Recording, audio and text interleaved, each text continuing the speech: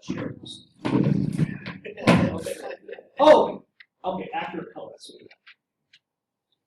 Your job as a police photographer is to take accurate photos, and color is part of that. That means that when you take a photo of a car that's blue, it's supposed to look blue. If you take a color of red blood, it's supposed to look red. And by the way, does blood always stay red? No, it actually, as it ages, it turns a kind of a brownish color. If you have really old blood stains that have been there for a while, it almost looks more like chocolate syrup than it does blood. So the color of the blood is an indicator of how long it's been there. That's important for us to determine things like time of death.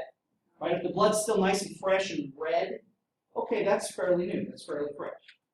Other things where color is important. A tattoo. Can tattoos be used to identify deceased? Someone who's deceased? Yes.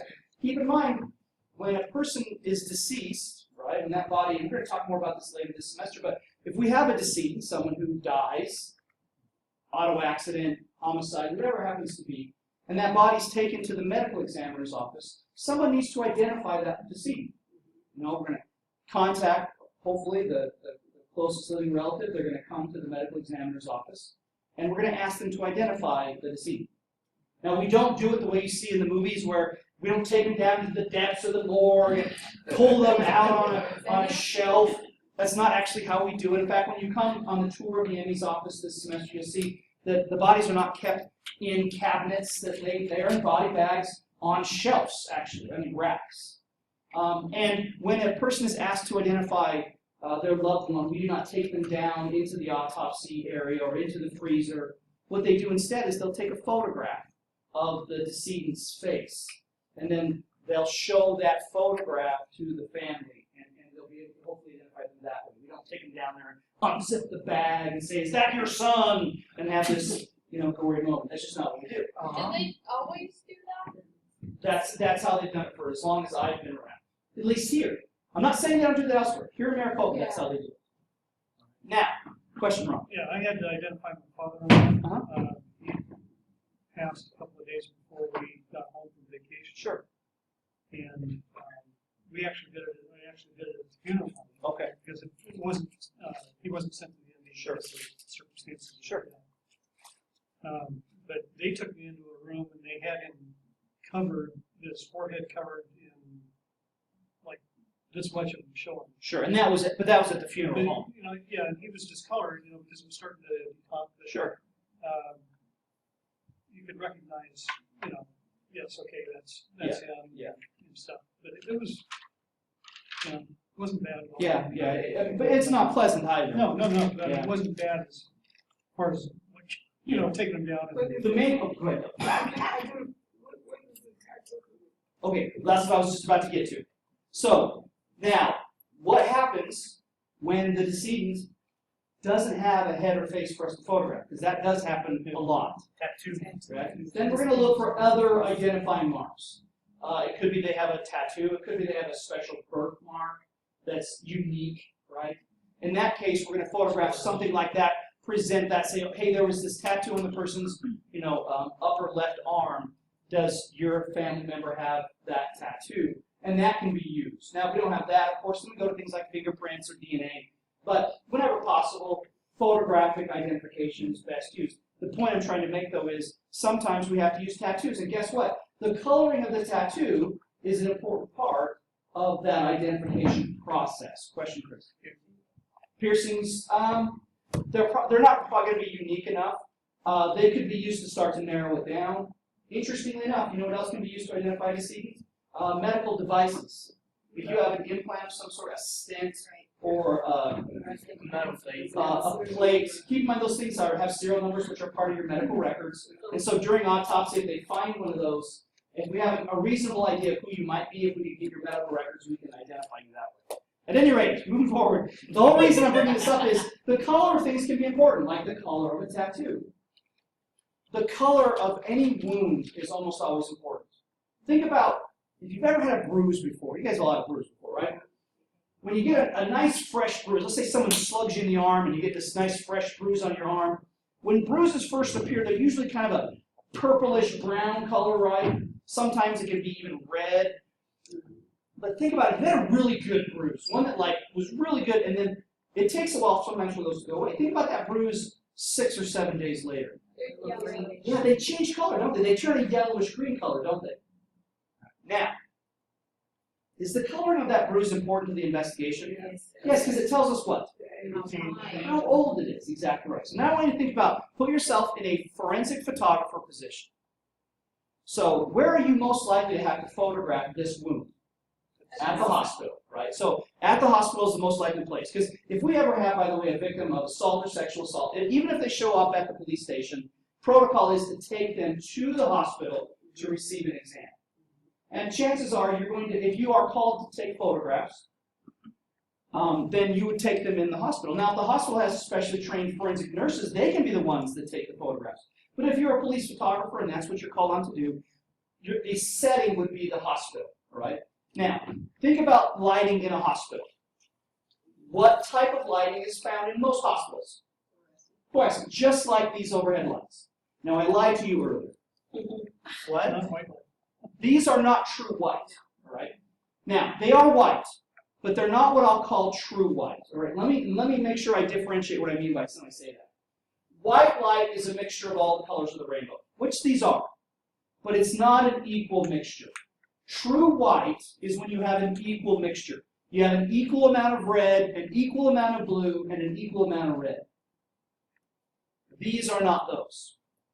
Fluorescent lights, one of those three colors is more dominant than the other two. There's more of the one color. You guys know which one it is? It's actually green. There's more green in fluorescent than there is red and blue. Now, when you look up at these lights, you don't notice it because our brain's pretty good at doing what we call color balancing. Your brain kind of adjusts, and your brain says, okay, that's supposed to be white. I'm going to kind of filter out some of the green.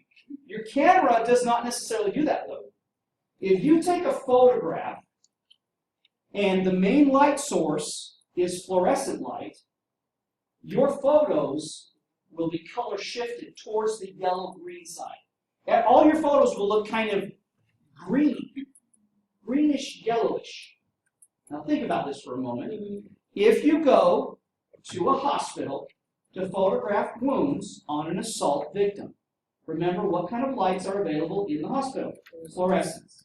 If you take your photos using these lights as your available lights, the bruises are going to look older. They're going to look yellow or greenish. They're not going to look that reddish brown like they're supposed to. So how would you fix that? You could use a filter. If I put a filter on the front of my camera, what color do I need to get rid of? The green. The green. I don't want to completely get rid of the green, but I want to decrease it a little bit. So if I put a filter on that decreases the color green, that's going to shift that color back to the white, which is where it's supposed to be. That's one way. What about a flash? I could use a flash. It's a great example, Dell. So what I would do, and actually this is probably the easier thing to do. If you turn the overhead lights either off or down, and if I use a flash, flashes, electronic flashes, are true white. They are an equal mixture of red, blue, and green. So when you take a photo with a flash, blue looks blue, red looks red, and green looks green. So if I wanted to take a photo of that wound, a bruise, for example, under hospital lights, I would turn the hospital lights down, and I would take the photo with the flash. Would you take use direct flash? Or?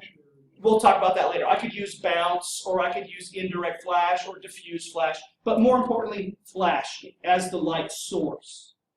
There's one other option, which is another easy option. Yeah, your digital SLR camera, the DSLR camera. The great thing about DSLR cameras is almost all of them have built-in options for light balancing. You can, on your camera, set it so that it purposefully shifts for the, so if you tell the camera, I'm taking photos under fluorescent lights, it'll shift it. It'll balance for that so that your blues look blue, your greens look green, your reds look red. So your colors are correct. Does that make sense? If you're not careful with color, you will take photos that are the wrong color, and it will be inaccurate. That could be a real problem. when it comes to the color of wounds, color of tattoos, color of cars. Let me tell you a funny story. When I was a kid growing up, we played this game called Slug Bug. Do you guys remember Slug Bug? You guys know what Slug Bug is? What's Slug Bug? You see a VW. Yeah, you see a VW Beetle. I grew up, so you're sitting in the car next to your sibling and you see a VW Beetle and you say, hey, Slug Bug, and then you would like punch it in the arm, right? You guys remember that game? Called Slug Bug. Some of you guys are like, I do not remember that. I'm way too young. Yeah, you guys know something else. We call it Slug Bug because, the Beetles call it Bug. That game kind of went away for a while because there's just not as many Volkswagen Beetles. Now there are a lot more because they kind of come back. Well, my son one day came home from school, and they play a different game on the bus. It's called Jackpot, all right? So you can play this game if you want with your friends or family members. Jackpot, you're not looking for Volkswagen Beetles, you're looking for cars that are yellow.